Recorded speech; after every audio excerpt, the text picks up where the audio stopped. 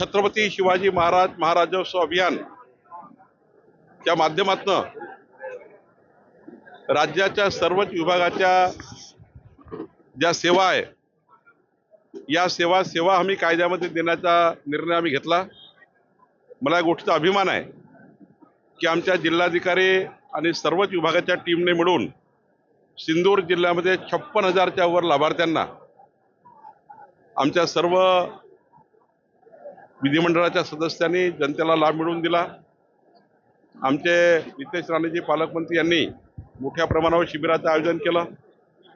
आमचे सर्वच आमदार निलेश राणेजी आणि सर्वच आमदारांनी आपापल्या भागामध्ये छत्रपती शिवाजी महाराज महाराजोत्सव अभियान केलं आणि मला विश्वास आहे की जनतेला जे वचन आम्ही निवडणुकीच्या काळात दिले होते ते वचन पूर्ण करण्याकरता आमचं सरकार देवेंद्र फडणवीसचं सरकार काम करत आहे आणि राज्याच्या जनतेचे सर्वच प्रश्न सोडण्याची भूमिका आमची आहे। मी या ठिकाणी 135 निवेदन घेतलेले आहे। त्या निवेदनावरही आम्ही महिन्याभरात कारवाई करणार आहोत आणि या जिल्ह्याचं 3-4 विषयावर महत्त्वाचं काम आम्ही करणार आहोत। या जिल्ह्याची संपूर्ण सीमांकन करणे, इंग्रजाच्या काळानंतर या जिल्ह्याचं सीमांकन झालं नाही, या जिल्ह्याची जमाबंदी करणे, जेवढे काही गावठाणं असतील, संपूर्ण घरं असतील, जिकडे घरं असतील तिकडे सर्वांचं सीमांकन आम्ही करणार, शेतरस्त्याचं सीमांकन आम्ही करणार, पोट हिस्साचं सीमांकन आम्ही करणार, एकदा कंप्लीट जमाबंदी आम्ही सिंदूर जिल्ह्याची करणार।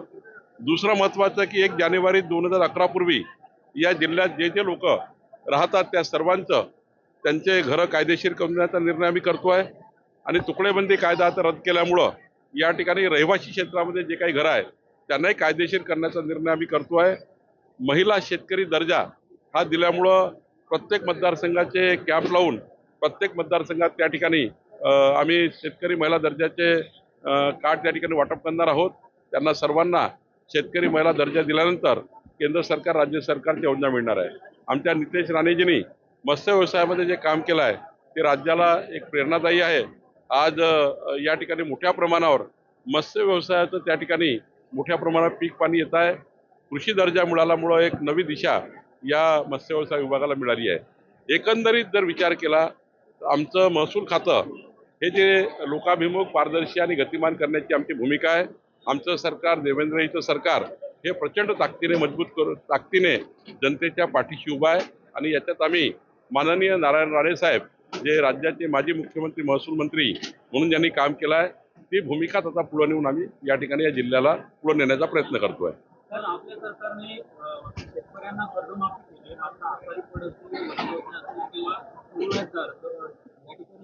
शेती करतायत त्यांना जी कर्जमाफी झाली त्यांना लाभ देत आहे। ही गोष्ट खरी आहे की आदिवासी भागातल्या शेतकऱ्यांना त्यांचा हक्काचा आता 7 आणि 12 मिळाला, त्यामुळे आदिवासी भागातल्या वनपट्टेधारकाचा प्रश्न सुटला। पण माननीय निलेशजींनी सांगितल्याप्रमाणे आकारी पड असतील, त्या ठिकाणी वनसंस्थेमध्ये प्रायव्हेट वनसंस्थेमध्ये आलेले आहेत, या सर्वांचा निर्णय आम्ही 12 तारखेला करणार आहोत। 12 ऑगस्टला एक बैठक लावलेली आहे ज्यामध्ये वनमंत्री असणार, मी असणार, आमचे नितेश राणेजी असणार। एकदा सिंदूर जिल्ह्याचे जे 6 महत्त्वाचे विषय आहेत ज्यामध्ये शेतकऱ्याची आकारी पड आहे, त्या ठिकाणी काही गुवारी समाज आहे, आदिवासी समाज आहे, या सर्व समाजाचे जे जमिनी आहेत या सर्व जमिनीचे त्या ठिकाणी मोजणी करून त्यांचं आकारी पड कमी करून त्यांना निश्चित प्रॉपर्टी कार्ड मिळालं पाहिजे, ही भूमिका आमची राहणार आहे। आज तुम्ही जनतेपर्यंत मी सांगितलेलं आहे सर्व प्रांत तहसीलदार, collector, RDC, deputy SLR, SLR, नोंदणी अधिकारी यांनी किमान आठवड्यातनं एक प्रवास आपल्या भागात केला पाहिजे, निश्चित टार्गेट देऊन प्रवास केला पाहिजे आणि किमान सर्व तहसीलदार, ADO आणि सर्व अधिकाऱ्यांनी, महसुली अधिकाऱ्यांनी सर्वच विभागाच्या भूमी अभिलेख, मुद्रांक आणि महसूल यांनी 3 ते 5 जनतेला भेटण्याकरता उपलब्ध असलं पाहिजे, जेणेकरून महसूल मंत्री जेव्हा येतात तेव्हा मोठ्या प्रमाणे निवेदन मिळण्याऐवजी आमच्या प्रशासनाने निवेदनाची दखल घेऊन काम केलं पाहिजे। याकरता काही सूचना मी सिंधुदुर्गमध्ये दिल्या आहेत। कोकणात सर्वाधिक जास्त पाऊस पडतो आणि इतर विभागाप्रमाणे अटी नुकसानीसाठी निकष लावले जातात, तो कोकणासाठी सेपरेट निकष लागू करणार तर NDRF, ADRF चे निकष असल्यामुळं त्यांना नॅशनलाइज आणि स्टेट लेवलचे निकष आहे। पण माननीय निलेशजी आणि नितेशजींनी मधल्या कॅबिनेटमध्ये नितेशजींनी मांडला आहे की याला काहीतरी पीक पाण्याची पद्धती जी आहे, इथे जे काही छोटे छोटे शेतकरी आहेत याकरता काही वेगळा विचार केला पाहिजे। निलेशजींनी सभागृहात मांडलं होतं। सरकार याबद्दलचा NDRF आणि HDRFच्या नियमामध्ये अजून काही ॲडिशन करता येईल का, किंवा कोकणाकरता काही वेगळी पॉलिसी करता येईल का, याचा विचार माननीय मुख्यमंत्री देवेंद्र फडणवीस करतायत. सिंधुदुर्ग जिल्हा हा प्रगतीकडे वाटचाल करत असताना धोडामार्गमधून एक विषय घेऊन जयंत पाटील यांनी तसा पण मार्ग काढणार आहोत. नाही, याच्यामध्ये एकच आहे की जर तक्रार चुकीची असेल ती नस्तीबद्ध होईल आणि पुढच्या विधिमंडळात मी मांडणार. आणि काही तक्रार जर समजा एखादी खरी असेल, ज्यामध्ये अव्वाच्या सव्वा भावाने एखाद्या शेतकऱ्याला लुटलं असेल, किंवा शेतकरी शेतजमीन घेऊ शकतो या कायद्याच्या बाहेर जाऊन कुणी बदमाशी केली असेल, तर म्हटलं त्यात एखादी कारवाई होऊ शकेल. पण अख्खा सिंधूर जिल्हाच बदनाम आहे, हे काही भूमिका योग्य नाही. वडंडीवार असं म्हणताय चंद्रकांत पाटील हे आसाराम आणि राम ठीक आहे. मला वाटतं की राज्यातले महत्त्वाचे ज्येष्ठ नेते, अनेक संस्कारमय परिवारातनं संस्कारमय आदर्श व्यक्ती चंद्रकांतदादा पाटील. चंद्रकांतदादा पाटील हे खऱ्या अर्थाने आमच्याकरता आदर्श आहे. त्यांच्याकडनं माझ्यासारख्या कार्यकर्त्यांना खूप प्रेरणा मिळते.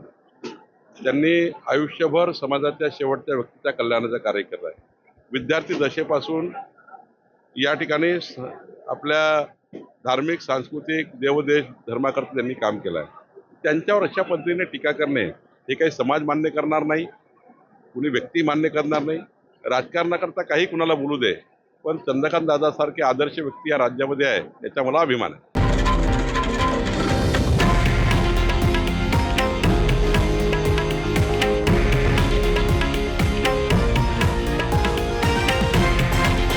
हे आहे देशातील नंबर 1 न्यूज नेटवर्क आणि आपण पाहत आहात TV9 मराठी, एकमेव.